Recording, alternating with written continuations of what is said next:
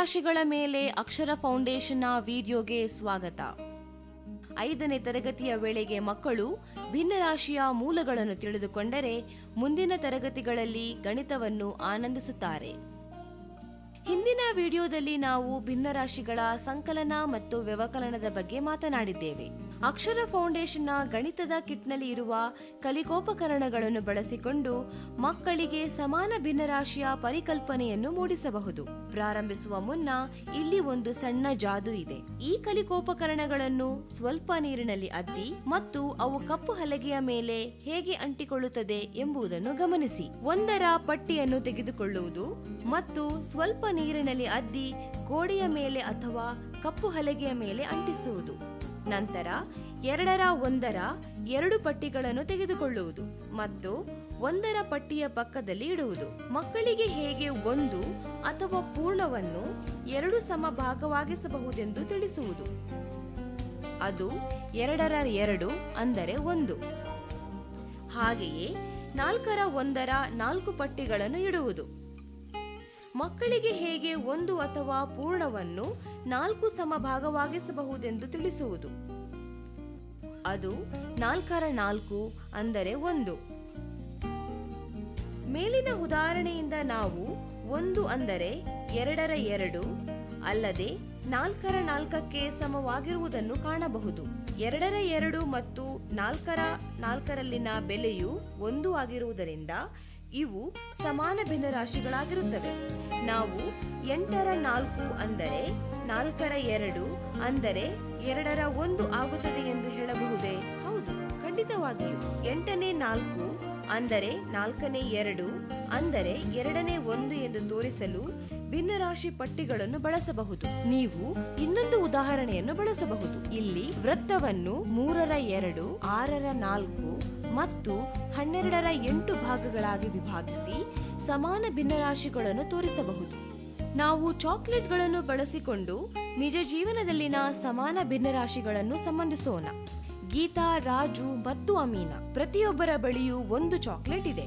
ಗೀತಾ ತನ್ನ ಚಾಕ್ಲೇಟ್ ಅನ್ನು 2 ಭಾಗ ಮಾಡುತ್ತಾಳೆ ಮತ್ತು 1 ಭಾಗವನ್ನು ತಿನ್ನುತ್ತಾಳೆ. ರಾಜು ತನ್ನ ಚಾಕ್ಲೇಟ್ ಅನ್ನು 4 ಭಾಗ ಮಾಡುತ್ತಾನೆ ಮತ್ತು 2 ಭಾಗ ತಿನ್ನುತ್ತಾನೆ. ಅಮೀನಾ ತನ್ನ ಚಾಕ್ಲೇಟ್ ಅನ್ನು 8 ಭಾಗ ಮಾಡುತ್ತಾಳೆ ಮತ್ತು 4 ಭಾಗಗಳನ್ನು ತಿನ್ನುತ್ತಾಳೆ. 3 ಸ್ನೇಹಿತರ ಪೈಕಿ ಯಾರು ಹೆಚ್ಚು ಚಾಕ್ಲೇಟ್ ತಿಂದರು ಎಂದು ಗಮನಿಸಲು ಮಕ್ಕಳಿಗೆ ಹೇಳುವುದು. ಪ್ರತಿಯೊಬ್ಬರು ಒಂದೇ ಅಳತೆಯ ಚಾಕ್ಲೇಟ್ ಅನ್ನು ತಿಂದಿರುವುದನ್ನು ಮಕ್ಕಳು ನೋಡುತ್ತಾರೆ. ಹಾಗಾಗಿ 2ನೇ 1, 4ನೇ 2 ಮತ್ತು 8ನೇ 4 ಎಲ್ಲ ಒಂದೇ ಬೆಲೆಯನ್ನು ಹೊಂದಿವೆ. ಹಾಗಾಗಿ ಇವುಗಳನ್ನು ಸಮಾನ ಭಿನ್ನರಾಶಿಗಳು ಎನ್ನಬಹುದು. ಭಿನ್ನರಾಶಿ ಸರಣಿಗಳನ್ನು ರಚಿಸುವ ಮೂಲಕ ಸಹ ಸಮಾನ ಭಿನ್ನರಾಶಿಗಳನ್ನು ತಿಳಿಸಬಹುದು. ಇಲ್ಲಿ ಒಂದು ಆಯತವನ್ನು 3 ಸಮಭಾಗ ಮಾಡಲಾಗಿದೆ. ಒಂದು ಭಾಗವನ್ನು ಮಬ್ಬಾಗಿಸಿ ಮಕ್ಕಳಿಗೆ ಎಷ್ಟು ಭಾಗವು ಮಬ್ಬಾಗಿದೆ ಎಂದು ಕೇಳುವುದು. ಮಕ್ಕಳು ಆಯತದ 3ನೇ 1 ಭಾಗ ಮಬ್ಬಾಗಿದೆ ಎಂದು ಹೇಳಬೇಕು. ಈಗ ಅದೇ ಗಾತ್ರದ ಇನ್ನೊಂದು ಆಯತವನ್ನು ಬರೆಯುವುದು ಮತ್ತು ಅದನ್ನು 6 ಸಮಭಾಗಗಳಾಗಿಸುವುದು. 2 ಭಾಗಗಳನ್ನು ಮಬ್ಬಾಗಿಸುವುದು. ಮಕ್ಕಳು ಆಯತದ 6ನೇ 2 ಭಾಗಗಳು ಮಬ್ಬಾಗಿದೆ ಎಂದು ಹೇಳಬೇಕು. 2 ಆಯತಗಳು ಒಂದೇ ಗಾತ್ರವಿದ್ದು ಮಬ್ಬಾಗಿಸಿದ ವಿಸ್ತೀರ್ಣಗಳು ಸಮವಾಗಿರುವುದನ್ನು ಗಮನಿಸುವಂತೆ ಮಕ್ಕಳಿಗೆ ಹೇಳುವುದು. ಹಾಗಾಗಿ 3ರ 1 ಅಂದರೆ 6ರ 2. ಈಗ ಮಕ್ಕಳಿಗೆ 3ರ 1ನ್ನು 2ನೇ 2ರಿಂದ ಗುಣಿಸಿದಾಗ 6ನೇ 2 ಆಗುವುದನ್ನು ಗಮನಿಸುವಂತೆ ತಿಳಿಸುವುದು. ಈಗ ಅದೇ ಗಾತ್ರದ ಮತ್ತೊಂದು ಆಯತವನ್ನು ಪರಿಚಯಿಸುವುದು ಮತ್ತು 9 ಸಮಭಾಗ ಮಾಡುವುದು. 3 ಭಾಗಗಳನ್ನು ಮಬ್ಬಾಗಿಸುವುದು ಮತ್ತು ಆಯತದ 9ನೇ 3 ಭಾಗಗಳು ಮಬ್ಬಾಗಿದೆ ಎಂದು ತಿಳಿಸುವುದು. ಮತ್ತೆ ಅದೇ ಆಯತವೂ ಸಹ ಒಂದೇ ಗಾತ್ರವಿದೆ ಮತ್ತು ಮಬ್ಬಾಗಿಸಿದ ಭಾಗದ ವಿಸ್ತೀರ್ಣ ಸಹ ಸಮವಾಗಿದೆ. ಹಾಗಾಗಿ 3ರ 1 ಅಂದರೆ 6ನೇ 2 ಅಂತೆಯೇ 9ರ 3ಕ್ಕೆ ಸಮವಾಗಿದೆ. 3ರ 1ನ್ನು 3ರ 3ರಿಂದ ಗುಣಿಸಿದಾಗ 9ರ 3 ಬರುತ್ತದೆ ಎಂಬುದನ್ನು ತೋರಿಸುವುದು.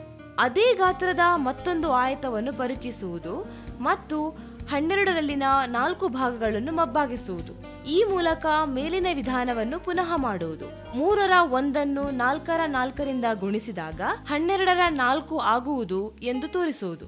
ಮಕ್ಕಳಿಗೆ ಒಂದೇ ಬೆಲೆ ಇರುವ ಎಲ್ಲಾ ಭಿನ್ನರಾಶಿಗಳ ಮೂಲಕ ಭಿನ್ನರಾಶಿ ಸರಣಿಯನ್ನು ಗಮನಿಸಲು ಹೇಳುವುದು, ಅಥವಾ ಬೇರೆ ಪದಗಳಲ್ಲಿ ಪೂರ್ಣ ಹಾಗೂ ಭಾಗಗಳ ನಡುವಿನ ಸಂಬಂಧವು ಸಮವಾಗಿದೆ ಎಂದು ತಿಳಿಸುವುದು. ಒಂದು ಭಿನ್ನರಾಶಿಯನ್ನು ಅದೇ ಅಂಶ ಮತ್ತು ಛೇದದಿಂದ ಗುಣಿಸಿದಾಗ ಮೇಲೆ ತೋರಿಸಿದಂತೆ ಹೇಗೆ ಭಿನ್ನರಾಶಿ ಸರಣಿಯನ್ನು ಪಡೆಯಬಹುದು ಎಂಬುದನ್ನು ತಿಳಿಸುವುದು. ಇದಕ್ಕೆ ಕಾರಣ ನೀವು 1ರಿಂದ ಗುಣಿಸುತ್ತಿದ್ದು ಅದರ ಬೆಲೆ ಸಮವಾಗಿರುತ್ತದೆ.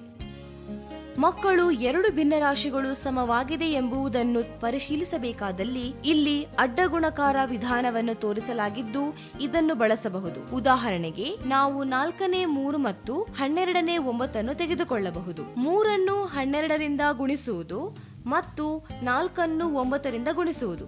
ಈಗ ಅಂಶ ಮತ್ತು ಛೇದ 2ರ ಬೆಲೆಯು 36 ಆಗಿರುವುದನ್ನು ಗಮನಿಸಬಹುದು.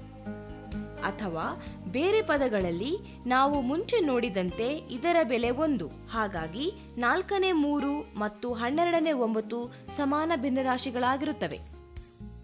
7ನೇ 2 9ನೇ 4ಕ್ಕೆ ಸಮವಾಗಿದೆಯೇ ಪರಿಶೀಲಿಸೋಣ. ಅಡ್ಡಗುಣಕಾರ ವಿಧಾನ ಬಳಸಿ ನಮಗೆ 2 × 9 ಅಂದರೆ 18 ಮತ್ತು 7 × 4 ಅಂದರೆ 28 ಸಿಗುತ್ತದೆ.